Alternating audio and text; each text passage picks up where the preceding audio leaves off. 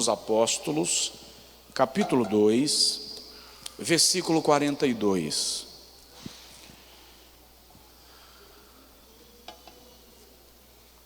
E nós vamos continuar estudando sobre as características de uma igreja verdadeiramente avivada. Esse é o nosso culto de doutrina, culto da palavra. E no culto da palavra, de vez em quando, a gente recebe uma comida um pouco mais forte. Um tutano. Quando eu era menino, e o meu pai não tinha condição de ir na feira e comprar carne, filé mignon então, irmão, ai, ai. Nós moramos numa cidade, uma certa feita, que só vinha carne de boi para algumas pessoas selecionadas da cidade, tá? Todo mundo comia bode. Então, depois de quase 2 anos morando lá, é que meu pai conseguiu cair na graça do açougueiro, e meu pai começou a ter acesso a comprar carne de boi, que já vinha separadinha lá, bem específica. Mas quando não havia dinheiro para comprar a carne, meu pai ia no Angico, por exemplo, no final da feira, e já pegava o osso, já havia tirado toda a carne, e levava o osso para casa. Não era de graça, era comprado, tá? E minha mãe cortava o osso em pedaços, colocava para ferver na água, com sal, eu imagino que mais algum tempero, e quando estava fervendo, já estava cozido, não o osso que estava dentro, meu pai pegava o osso e com um martelo batia, e caía o tutano. Era uma festa quando a gente conseguia comer a porção do tutano. Há quem diga que aquilo favoreceu a minha memória. A irmã ali sentiu o sabor do tutano, está degustando ali, tá? Então, o culto de doutrina é o culto do tutano. É o culto que você come aquela parte mais forte da vaca, mas de vez em quando a gente ainda coloca uma pitadinha de pimenta, para dar um sabor assim um pouco mais. E se você achar que a pimenta é pouco, a gente parte uma rodela de limão. O pastor agora está forçando o seu paladar, não tá? Espreme em cima. É o culto da palavra. Somos chamados ao confronto. Em Atos 2, 42 e 43, eu já explico novamente, o texto diz assim: e perseveravam,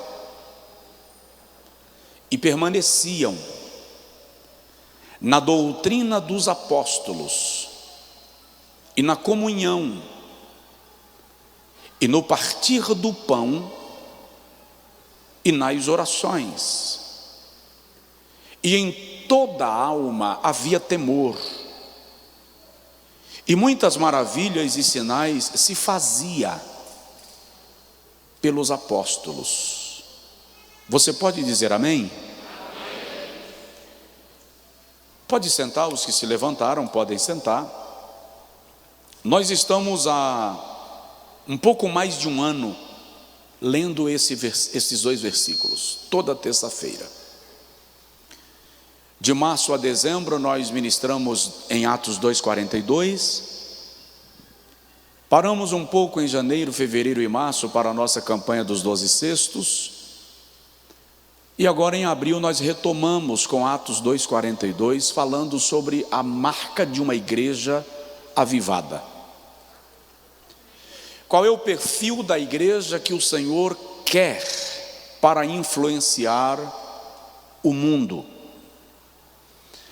Em Atos capítulo 17, versículo 6, quando Paulo e Silas chegam em Tessalônica, a fala dos inimigos do evangelho, dos inimigos do cristianismo é esta: estes homens que estão transtornando o mundo chegaram também aqui.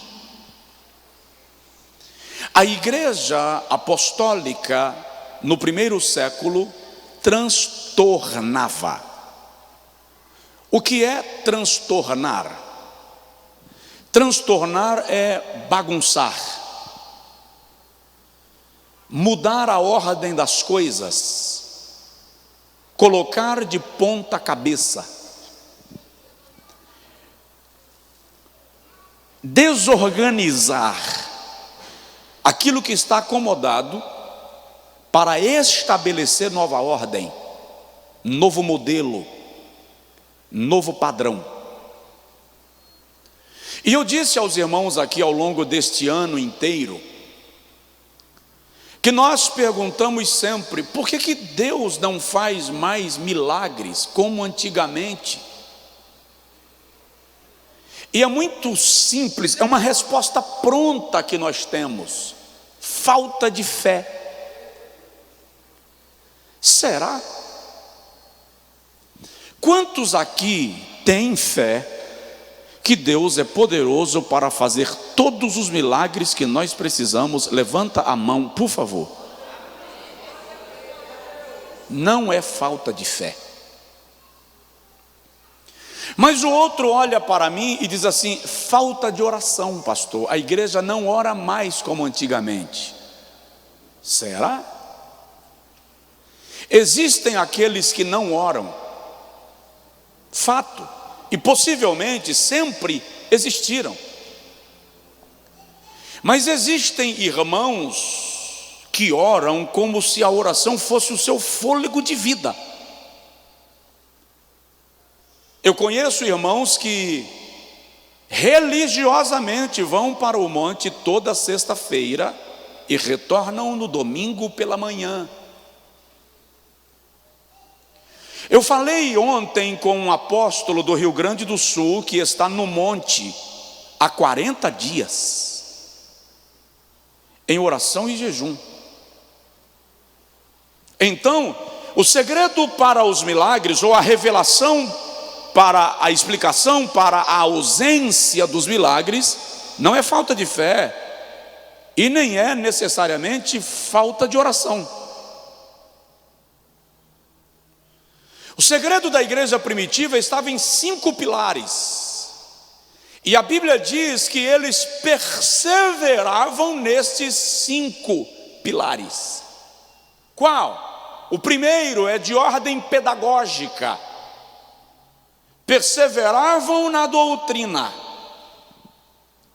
O ensino fundamental das Escrituras, sistemático, era valorizado no cenário da igreja primitiva. Perseveravam na doutrina. O bojo de ensinamentos do Senhor Jesus, passados aos apóstolos, e eles por sua vez à igreja, permaneciam inalterados no cenário da igreja do primeiro século.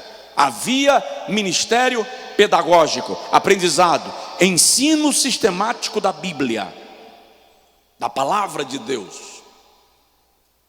O segundo pilar daquela igreja estava no campo do relacionamento, era relacional. Eles perseveravam no ensino e perseveravam na comunhão. Se relacionavam em comunhão. O princípio da comunhão, e eu já preguei aqui sobre esse assunto, as mensagens estão disponíveis. Eu disse aqui, a Bíblia leva tão a sério esse princípio da comunhão que diz que se você não ama ao seu irmão, a quem vê, você não tem condição de amar a Deus, a quem você não vê. A ausência de comunhão te trava, te bloqueia. Então eles tinham um ministério pedagógico no ensino da doutrina e um ministério relacional pelo exercício da comunhão. O terceiro fundamento daquela igreja era fraternal, porque eles permaneciam no ensino, na comunhão e no compartilhamento, no partir do pão. E eu mostrei para os irmãos aqui, falando sobre o partir do pão, eu acho que por 9 semanas, que partir o pão vai muito muito além de dar para uma pessoa que chegou na tua porta pedindo um pouco de comida e você deu 1 quilo de arroz. Partir o pão está no campo da hospitalidade, e incrivelmente, hospitalidade é mais do que receber em casa. Mostramos isto aqui. Então eles têm o fundamento do ensino, do relacionamento, do compartilhamento e da devoção. Eles também perseveravam nas orações. Nós estamos agora falando sobre a oração. E ainda tinham o 5º pilar que nós não chegamos ainda. Eles tinham o princípio disciplinar, permaneciam no temor. Se nós queremos que a nossa igreja, que a igreja da nossa geração, se pareça com a igreja que o Senhor deseja nos tornar, aqui está a referência. E eu já estou há algumas semanas falando sobre as orações. Eles perseveravam nas orações. E já disse aos irmãos que se nós soubéssemos o valor da oração, permearíamos a nossa vida baseada por ela. Ontem eu estava na live de oração e anotando algumas observações, e uma frase que eu destaquei foi: a oração é a legitimação da terra para que haja intervenção dos céus. A oração é a via por meio da qual eu digo a Deus que Ele tem liberdade de cumprir o seu propósito no meu ambiente, no meu mundo, nas circunstâncias que envolvem a minha vida. John Wesley disse, eu já falei aqui, repito, que a oração é o oxigênio da alma. E Paul Yong-Cho escreveu que a oração é a chave para o avivamento. John Bunyan disse: eu posso fazer alguma coisa depois de haver orado, mas não posso fazer nada antes de orar. Só que a igreja moderna, talvez pelo acesso aos recursos que ela tem, se tornou mecânica. Nós não precisamos mais orar acerca de muitas coisas que os nossos antepassados precisavam. Então, a gente entende que orar é desnecessário e não entendemos que o mundo espiritual só pode ser movido pelo poder da oração.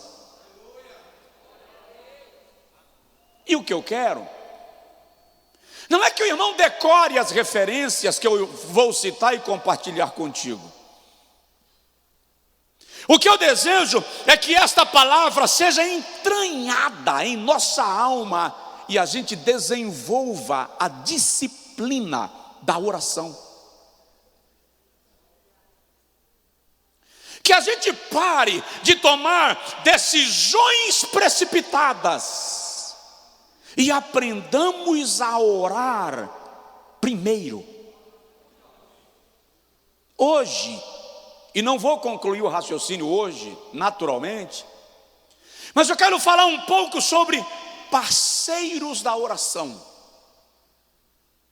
Quais são os elementos, virtudes, posturas que acompanham ou que devem acompanhar a minha oração? Porque até quando a gente ora, a gente pensa que a coisa é meio automática, meio artificial. Se você analisar direitinho, alguns de nós pensam que os homens de Deus, cujos nomes estão nas Sagradas Escrituras, enfrentavam lutas pela manhã, oravam à tarde e venciam à noite. E é incrível, eu disse aqui na campanha dos 12 cestos, quando eu estava pregando sobre superando as crises da vida, que eles nos ensinam que superação nem sempre é solução do problema. Superação muitas vezes é aprender a conviver com a situação e depender exclusivamente da graça. Alguém aqui me entendeu ou não? Vou dar um exemplo só, e eu falei aqui. Paulo diz assim: foi-me dado um espinho na carne, um mensageiro de Satanás para me esbofetear, acerca do qual 3 vezes eu orei ao Senhor, e o Senhor me disse: a minha graça te basta. Aprende uma coisa, isso aqui é resposta de Deus para alguém. Golias era necessário na vida de Davi. Por que Golias era necessário na vida de Davi? Porque é a chegada de Golias que torna Davi conhecido de Israel. Saul era necessário na vida de Davi. 15 anos de perseguição, amanhecendo num lugar e anoitecendo em outro para não morrer, era necessário. Como assim, pastor? Se Davi não tivesse um Saul na sua vida, ele teria se tornado um Absalão.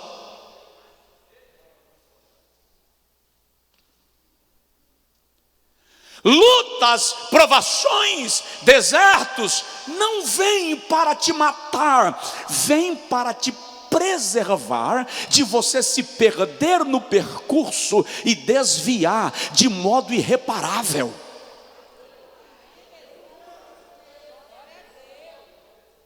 É a oração que nos ensina que alguns problemas não serão dissolvidos, serão inseridos. Você vai aprender a lidar com eles, porque a graça, o freio de Deus estará lá para te manter na linha que o Senhor quer. Difícil entender isso, porque fé para nós é orar e Deus tem que resolver o problema e matar quem te feriu, e esmagar quem te atrapalhou, e quebrar o pescoço de quem te ofendeu. O método de Deus agir é diferente do nosso. Então vamos lá. Quais são os parceiros da oração? Primeiro, gratidão. Oração sem gratidão não alcança o coração de Deus. A gratidão é a antessala do trono. A gratidão é a sala de espera para a audiência com Deus. Olha o Salmo 100. Celebrai com júbilo ao Senhor todos os moradores da terra.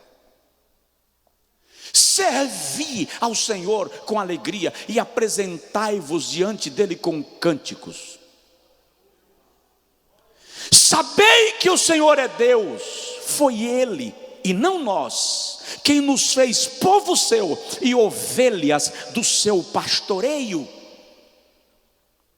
Entrai pelas suas portas com louvor e chegai aos seus átrios com ações de graças. O salmista está dizendo que, na verdade, nós já deveríamos chegar na igreja celebrando. A gente não deveria esperar a saúde dos irmãos com a paz do Senhor, vamos fazer oração para iniciarmos o nosso culto. Esse protocolo é nosso, é liturgia nossa. Na linguagem do salmista, nós já deveríamos chegar na casa de Deus celebrando, cantando, louvando, enaltecendo, com ações de graças. Colossenses capítulo de número 3, versículo de número 2, o salmista diz assim, capítulo 4, versículo 2: perseverai na oração velando nela com ações de graças. Ele está dizendo: permaneça orando, esteja alerta e vigilante, sempre com gratidão. Como anda o seu nível de gratidão? Como anda o seu nível de agradecimento a Deus? Ah, pastor, eu tenho tantos problemas que eu nem consigo encontrar uma razão para agradecer. Ah, não? Respira.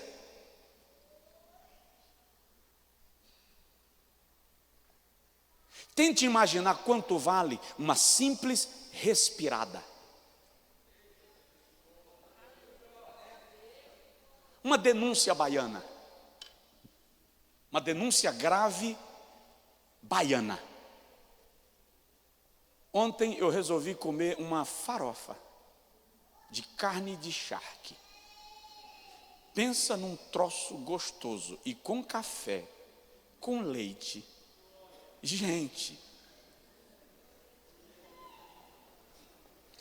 só que eu estava comendo apressado, e eu não sincronizei a mastigação com a respiração. Então, na hora que eu levei a farofa, eu inspirei. E quando eu expirei, ela foi inteira para as vias nasais.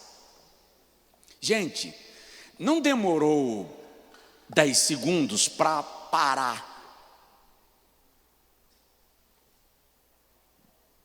E eu mesmo comecei a dar tapa nas minhas costas para ver se funcionava. Não tinha espelho, nem dava tempo para olhar, mas eu acho que os meus olhos devem ter crescido aí mais ou menos 50%. Por falta de fôlego, menos de 10 segundos. E você acha que você não tem razão para agradecer porque você tem uns problemas? Respira. Respira.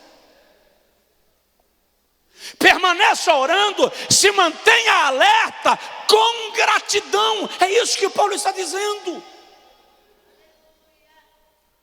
Aos Tessalonicenses ele diz assim: em tudo dai graças. Capítulo 5, versículo 17.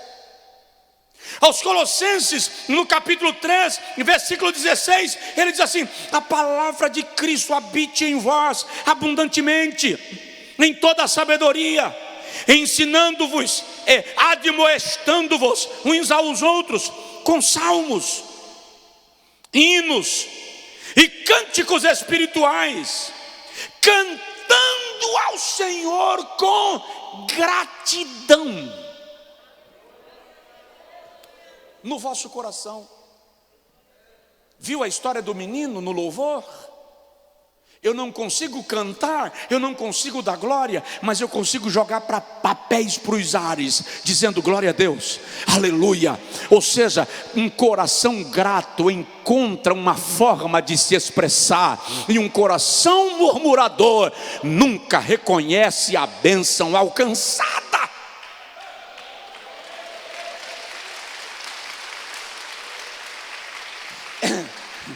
Eu sei que a sua vida no momento pode não estar o melhor momento da sua história, mas preste atenção, ainda poderia estar pior, e Deus te preservou.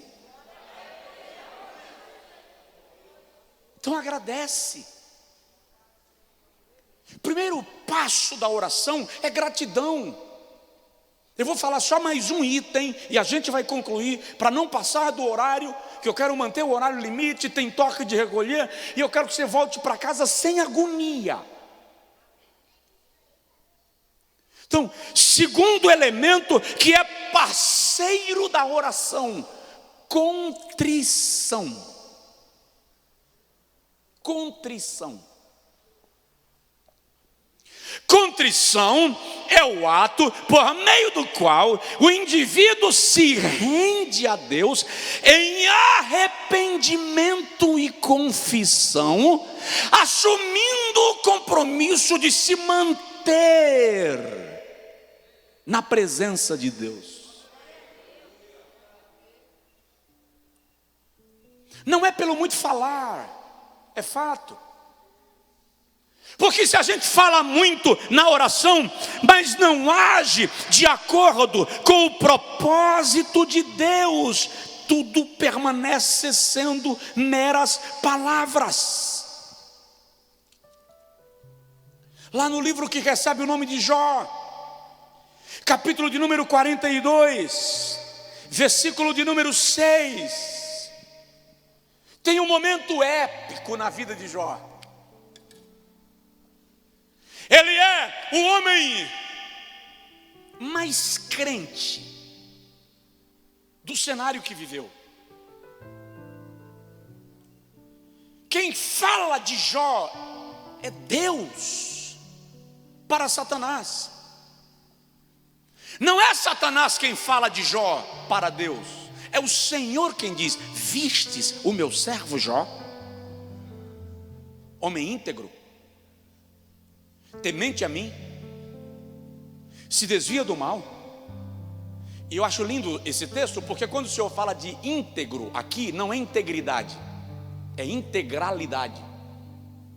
Depois ele fala reto, agora sim, integridade. Ele é integral e íntegro. Ele é um homem completo, pleno. Tudo na sua vida está no lugar. E mesmo tendo tudo funcionando bem, ele mantém a sua retidão e é temente a mim e se desvia do mal. De repente a vida de Jó desanda. Tudo desaba na vida de Jó. Já preguei sobre ele aqui em algumas ocasiões. Os céus de Jó desmoronam, a casa de Jó cai, literalmente. E quando Satanás espera que Jó vai blasfemar contra Deus, ele diz: o Senhor me deu, o Senhor me tomou, louvado seja o nome do Senhor. Quando a mulher de Jó perde a paciência, porque ela não entende o processo, e não tinha que entender, afinal, Deus não explicou. E ela diz a Jó: amaldiçoa teu Deus e morre. Jó diz: você ficou louca? Recebemos de Deus o bem e seríamos poupados do mal? Os amigos de Jó chegam para acusá-lo de pecado. Elifas, o mais velho, olha para Jó e diz: você é orgulhoso, pega a tua riqueza e joga no pó, pega a tua prata e joga entre as rochas, o teu ouro e espalha na areia. Aí à noite, Elifas tem um sonho, ele vê um monstro, capítulo 13. Elifas vê um monstro, e quando ele vem pela manhã e diz: Jó, levanta, eu tive um pesadelo. No pesadelo eu vi um vulto, e não houve cabelo no meu corpo que não se levantasse. Eu estou apavorado. Quando Elifas vai contando, Jó entendeu. O anjo da morte estava perto, e Jó sabia que ia morrer. E Jó vai sentindo o gelo da morte tomando conta do corpo. Quando ele percebe que não tem jeito, versículo 15, capítulo 13, versículo 15, ele diz assim: ainda que ele me mate, ainda assim eu esperarei no Senhor.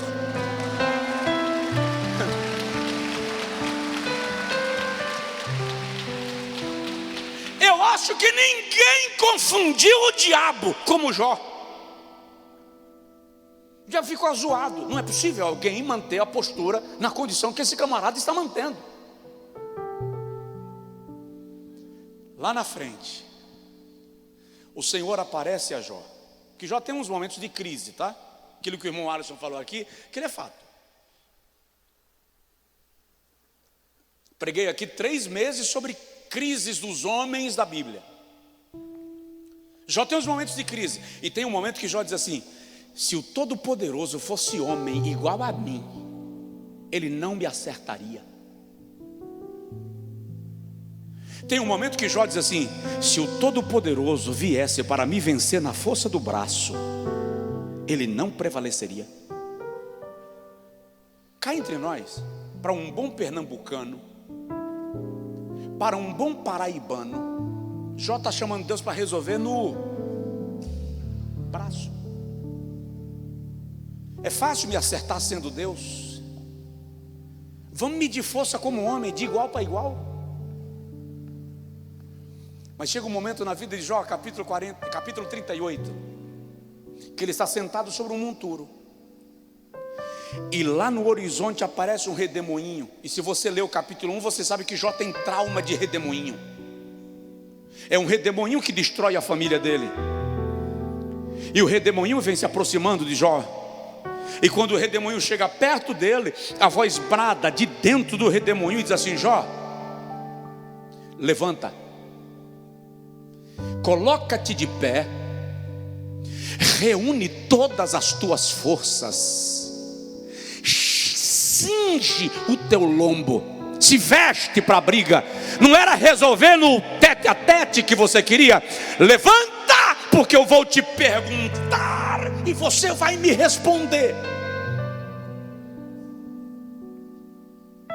E eu imagino Jó tentando ficar em pé, ao quebrado, machucado, mal cheiroso, os pedaços. E o Senhor pergunta assim: onde você estava quando eu lancei as colunas de sustentação da terra?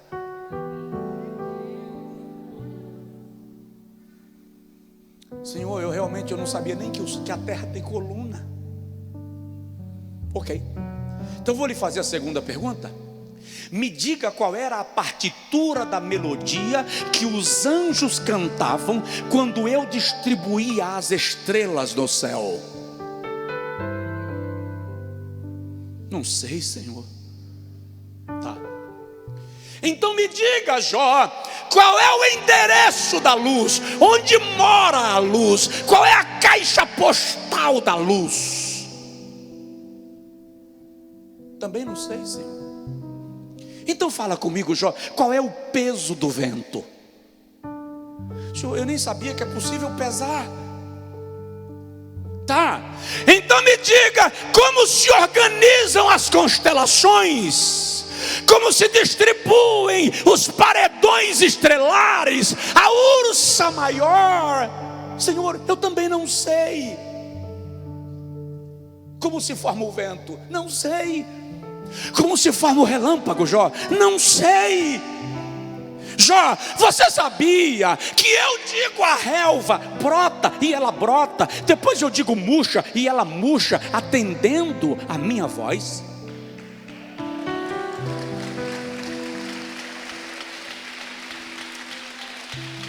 Você sabia, Jó, que eu digo aos rios, venham, e eles brotam nas rochas? Que coisa linda! Eles brotam nas rochas. Eu digo aos rios, venham, e eles brotam nas rochas. Em lugar que deveria haver sequidão, eu faço brotar rio, e eles correm. E quando eu sopro, com o sopro da minha boca, eles congelam.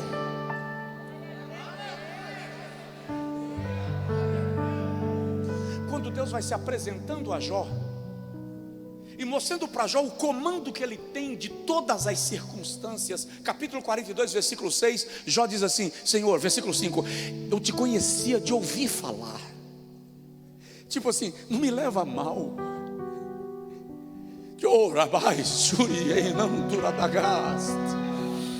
Eu falei besteira por ignorância. Eu não sabia quem tu eras. Eu falei de ti baseado no que me falaram ao teu respeito, mas agora os meus olhos te contemplam. Por isso eu me abomino, por isso eu me humilho no pó e na cinza. Contrição. Quando Jó se humilha no pó e na cinza, Deus diz assim: fica aí, que eu vou conversar com os teus amigos. Aí no versículo 7 o Senhor chega lá e diz assim: Elifas, Bildade, Zofar, eu estou irado com vocês, porque vocês falaram ao meu servo Jó, a meu respeito, aquilo que não era verdade. Para eu não vos consumir, para que eu vos perdoe, levantem, peguem um cordeiro e levem ao meu servo Jó e ofereçam em sacrifício para que ele ore por vocês e eu vos perdoe. Sabe o que é incrível? Deus não dá bronca em Jó na frente dos amigos, e Deus não repreende os amigos na frente de Jó. Deus trata com ambos em situações específicas, e ali começa a restauração, porque Jó, mais do que ser crente, era um homem contrito. Já vou terminar. Isaías capítulo 6. Se o irmão lê o livro de Isaías, os 5 primeiros capítulos, a missão primaz de Isaías é apontar o pecado do povo.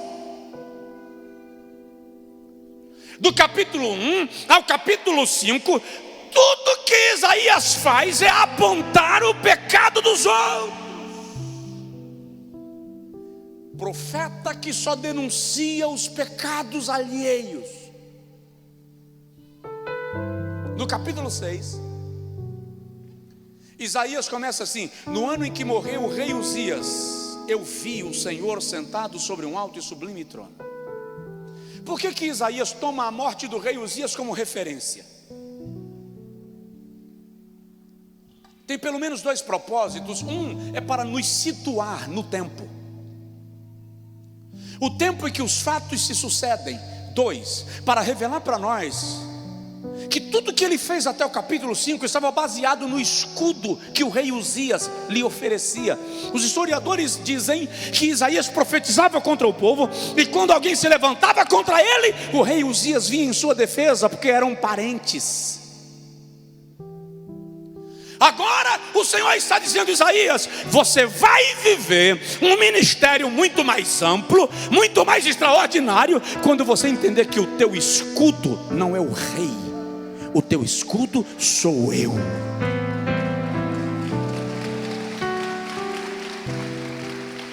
Isaías diz: eu vi serafins diante do Senhor, que com 2 asas cobriam os rostos, com 2 asas cobriam os pés, e com 2 asas voavam, e diziam: Santo, Santo, Santo é o Senhor dos exércitos. Toda a terra está cheia da sua glória. Quando Isaías vê isto, ele cai por terra e diz: ai de mim.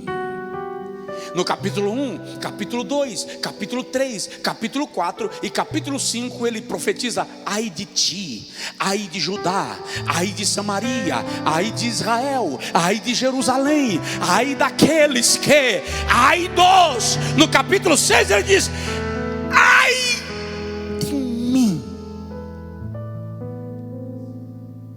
É impossível você ter um encontro real com Deus e se preocupar com os pecados dos outros. Quando você tem um encontro real com Deus, o confronto não é com o erro alheio, é com o teu. Contrição. A contrição é parceira da oração. Não pode haver oração respondida sem essa postura de arrependimento e confissão. Segundo o livro das Crônicas, capítulo 7, versículo 14, o Senhor conversa com Salomão e diz assim: se este povo, que se chama pelo meu nome, se humilhar e orar e buscar a minha face e se converter dos seus maus caminhos, então eu os ouvirei desde os céus, perdoarei os seus pecados e sararei a sua terra. É um problema quando até as nossas orações são carregadas de vaidade. É incrível como nós conseguimos ser vaidosos, jactanciosos, orgulhosos, até na oração. A natureza dos fariseus aflora muito rápido em nós. Lembra daquele camarada que vai orar e chega lá e diz assim: graças te dou ao Senhor, porque eu não sou como esse publicano. Eu entrego os meus dízimos, eu oro X vezes por dia, eu jejuo X vezes por semana. Chega lá diante de Deus e conta teus feitos, mostra para Deus o seu currículo. Para quê? Para que serve o seu currículo diante de Deus? Argumente com Deus baseado em quem você é. Para quê? Ele sabe de você, Ele sabe de mim, mais do que nós mesmos sabemos ao nosso próprio respeito. E sabe o que é interessante? Para gente encerrar, só para, desculpa o termo que eu vou usar aqui, só para esculhambar com a gente. Mas é uma rasteira violenta quando o profeta diz assim: o melhor dos nossos atos de justiça são para Deus como trapos de imundícia. Ei, ó, o melhor dos nossos atos de justiça são para Ele como trapos de imundícia. A mais intensa das virtudes que eu posso agregar, quando colocada em paralelo com a sua santidade, desaparece. O que é trapo de imundícia? Absorvente.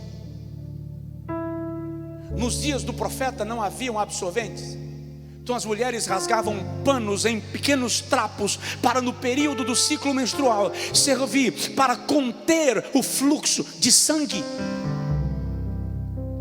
O que Isaías está dizendo aqui, o melhor que nós podemos oferecer é apenas pano encharcado de elemento que o organismo expeliu.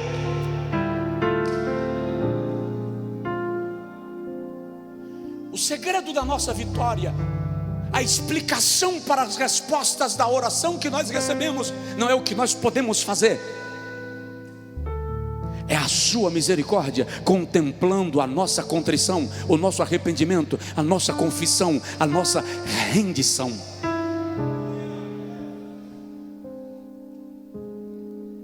Oração vem acompanhada de gratidão e de contrição. Seja qual for a sua realidade, você aqui no templo ou você em casa, você que está ouvindo a mensagem agora, você que vai ouvi-la posteriormente, seja qual for a sua situação, entra no teu quarto, fecha a tua porta, ora ao teu Pai em secreto,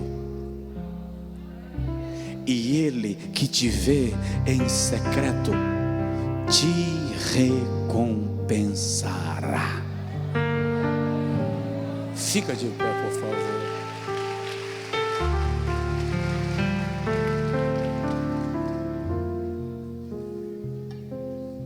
Ore agora e agradeça a Deus por algo. Use um pouco do seu tempo agora só para agradecer. Pastor, meu dia foi tão difícil, eu vim para a igreja tão esgotado. Agradece. Você atravessou o dia, você esgotou, mas ainda esgotado conseguiu vir. Você esgotou, mas chegou em casa. Agradeça. Agradeça pela sua casa, pelo seu lar, pelo seu cônjuge, pelos seus filhos,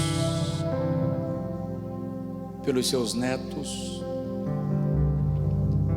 Agradeça pela saúde, agradeça pela provisão, agradeça pela providência. Pai, nós te louvamos, nós te agradecemos, porque Tu és o Deus que cuida de todos os detalhes da nossa vida. Nós Te agradecemos pela chuva, pelo sol, por mais um dia. Ainda que tenha sido difícil, o Senhor nos permitiu atravessar mais um. Nós Te agradecemos, Senhor, e nos arrependemos. Nos arrependemos inclusive pela nossa falta de gratidão, por não compreendermos que o Senhor tem propósito em todas as circunstâncias. Nós nos rendemos a Ti, nós nos oferecemos a Ti. Recebe-nos como oferta de cheiro agradável. Os Teus servos que estão aqui no templo, aqueles que estão em casa Te adorando ao redor do mundo conosco, que a graça do Senhor os alcance agora. Que uma brisa suave da presença do Teu Espírito sopre agora no coração, na alma, na mente desta pessoa, em nome de Jesus Cristo.